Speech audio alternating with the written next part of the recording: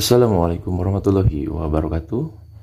Kali ini saya kedapatan CPU bermerek Dell, dan ini adalah CPU build up ya.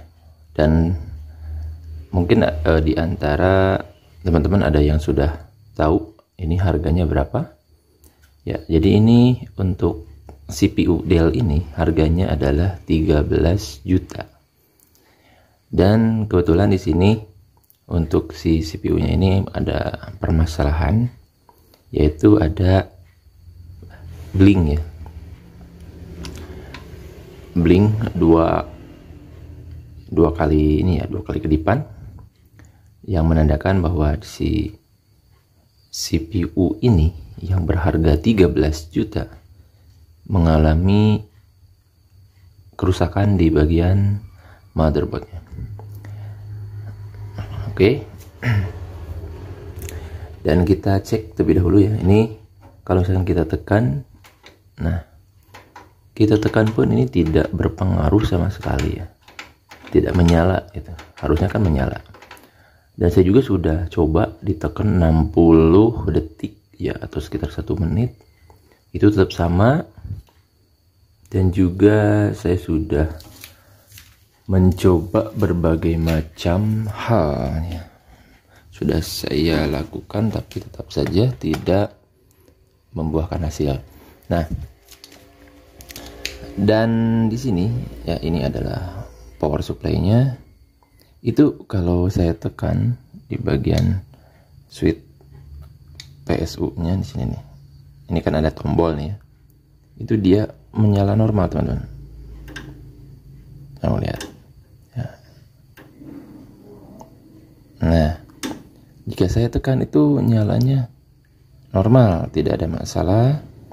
Dan jika saya colokkan ke monitor, itu tampil seperti biasa, normal gitu ya. Nah, tapi kenapa pada saat saya mau menyalakan ya seperti biasanya gitu, menyalakan si CPU ini seperti biasanya, itu tidak ada respon apapun gitu ya, malah mati. Nah, seperti ini nih, tuh ya kan, ini berwarna oranye dua kali ya. Nah, jika saya tekan ya, nah ini saya tekan, kemudian ini nyala lampunya akan berwarna putih. Coba kita perhatikan, yang menandakan bahwa CPU ini bisa menyala normal. Nah, lihat teman-teman ya. Nah, dia berwarna putih. Itu kalau saya sambungkan ke monitor, dia akan tampil gambar ya, atau beroperasi seperti biasa. Nah, jadi itu keanehannya gitu ya. Nah, kalau misalkan saya lepas si tombol ini, dia bakalan mati lagi. Oke, kita akan lihat ya isi dari si CPU ini seperti apa.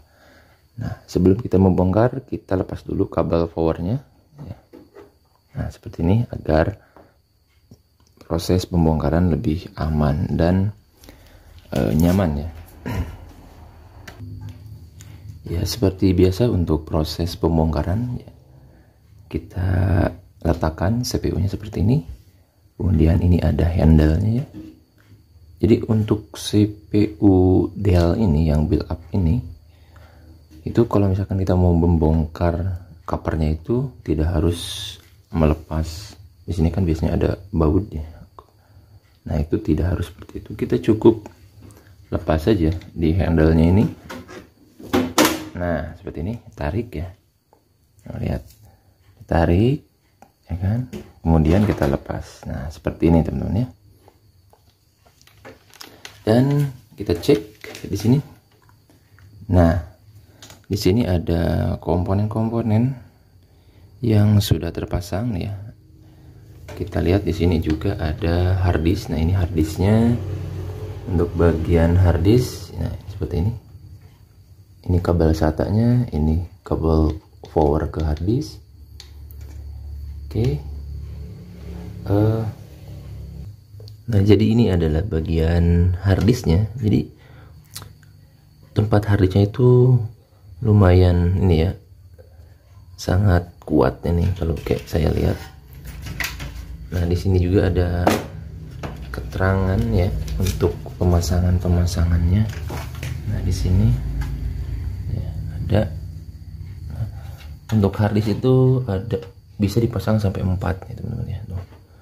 Harddisk 0, 1, 2, 3. Jadi ada 4 harddisk bisa dipasang.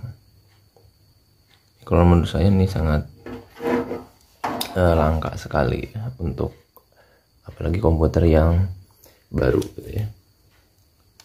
Nah, ini harddisknya kalau saya lepas nih ya, misalkan saya lepas di sini nih, ini bagian kabel SATA-nya. Nah, ini untuk kabel powernya. Untuk kabel powernya sama saja seperti kabel power yang ke harddisk pada umumnya. Kabel SATA-nya juga sama ya. Nah, ini untuk melepasnya kita tinggal ditekan saja. Nah, tekan seperti ini, kemudian tarik ke atas. Nah, seperti ini teman-teman tuh ya.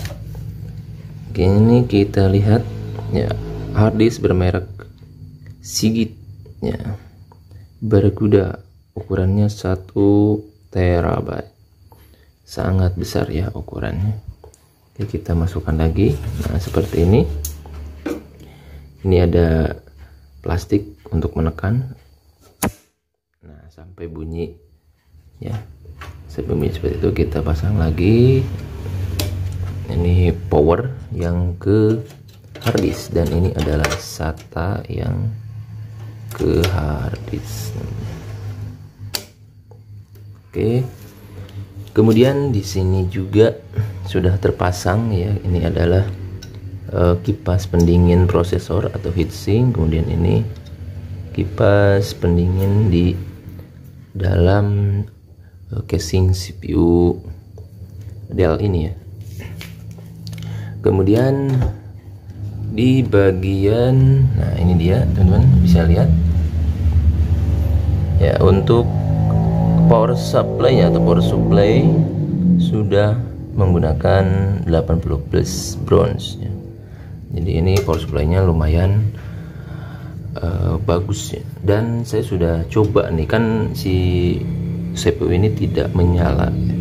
Saya sudah coba diganti ya power supply-nya, itu tetap ya tidak menyala. Kemudian saya juga sudah coba mengganti RAM-nya dengan yang bagus juga, tetap sama, dipindah-pindah slotnya juga sama ya. Itu permasalahannya sangat membingungkan ya teman. Nah, lihat nih RAM-nya. Itu RAM-nya kalau saya perhatikan memang ini seperti ini ya tuh. Ini ujung ininya tipis ya, ujung ini tipis. Yang ke bagian tengahnya dia lebih panjang lah, ukurannya berbeda gitu. Nah, ini dengan yang tengah itu berbeda teman-teman. Nah, teman-teman bisa lihat dan perhatikan untuk RAM bagian tengah nih ya, pinnya itu yang kuningan ini dia lebih panjang atau lebih lebar gitu ya. Nah, kalau ini lebih tipis nih ya, lebih tipis atau lebih pendek nih, ini kesini lebih pendek, ini lebih panjang atau lebih tebal gitu. Ini lebih tipis lagi. Nah, seperti ini. Jadi ada perbedaan ya di bagian RAM-nya. Dan ini kapasitasnya kita lihat, ukurannya adalah, nah ini dia 8 GB ya. Jadi RAM ini ukurannya 8 GB ya, dan menggunakan DDR4 ya. Kalau teman-teman sering memegang RAM dan coba teman-teman pegang RAM yang seperti ini ya, RAM build up ini sangat berbeda sekali ya, sangat terasa berbeda. Ini lebih kokoh ya teman-teman RAM-nya. Dan saya sudah coba mengganti RAM dengan yang baru tetap sama. Jadi permasalahan di komputer ini bukan dari RAM ya, karena saya sudah mengganti RAM dengan yang baru teman-teman, tapi tetap tidak membuahkan hasil. Jadi permasalahannya bukan dari RAM. Dan ini ada 4 slot ya, ini untuk slot 1, kemudian ada lagi slot 2, slot 1 yang ini ya, slot 1, slot 2, 3, 4, putih-putih dan hitam. Ini kan ada perbedaannya. Jadi untuk slot 1 itu adanya di sini teman-teman, yang kedua ya, nah sini.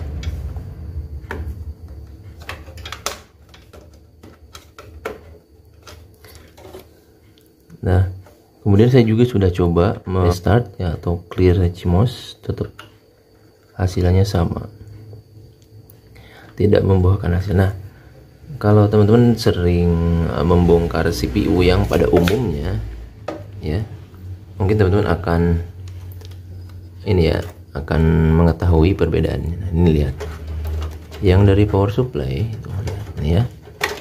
Nah yang dari power supply ini soketnya seperti ini ya, dari power supply soketnya seperti ini teman-teman ya, berbeda dengan soket pada umumnya gitu ya.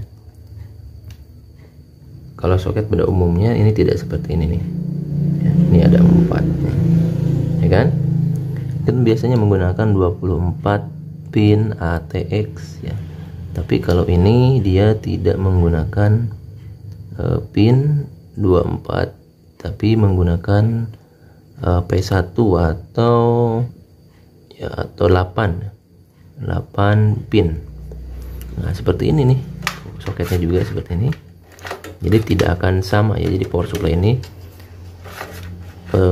khusus ya, build up di Dell, jadi tidak sama dengan kebanyakan power supply pada umumnya. Nah kalau ini sama saja, yang kebagian ATX CPU ya, nah yang 4 pin, nah sama saja kalau yang ini. Nah seperti ini ya.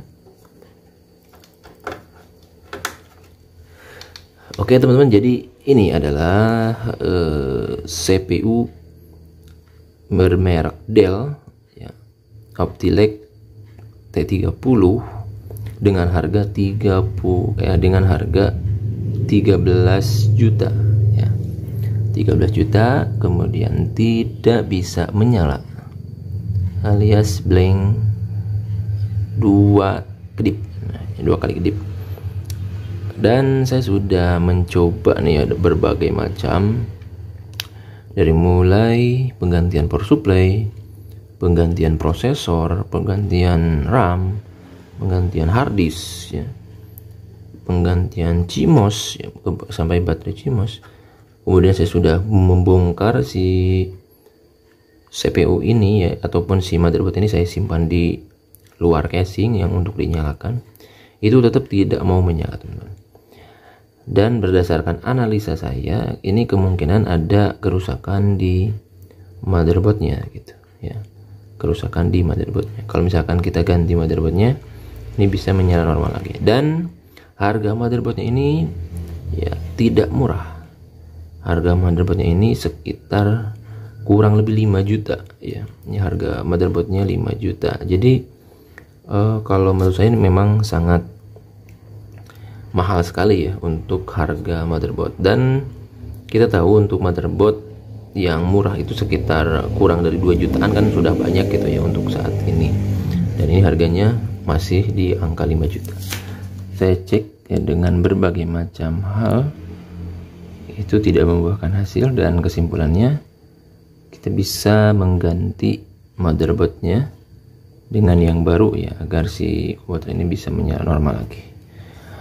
Oke, mungkin itu saja untuk review ya, untuk pembahasan mengenai si CPU berharga 13 juta ini yang mati ya. Jadi kesimpulannya saya sarankan untuk mengganti motherboard saja gitu ya. Kalau misalkan teman-teman ada yang lebih paham mengenai komputer, silahkan memberikan saran. Selain dari mengganti motherboard, apakah ada komponen yang lain yang bisa saya perbaiki? Oke, terima kasih sudah menonton video ini. Semoga bermanfaat. Sampai jumpa di video-video selanjutnya.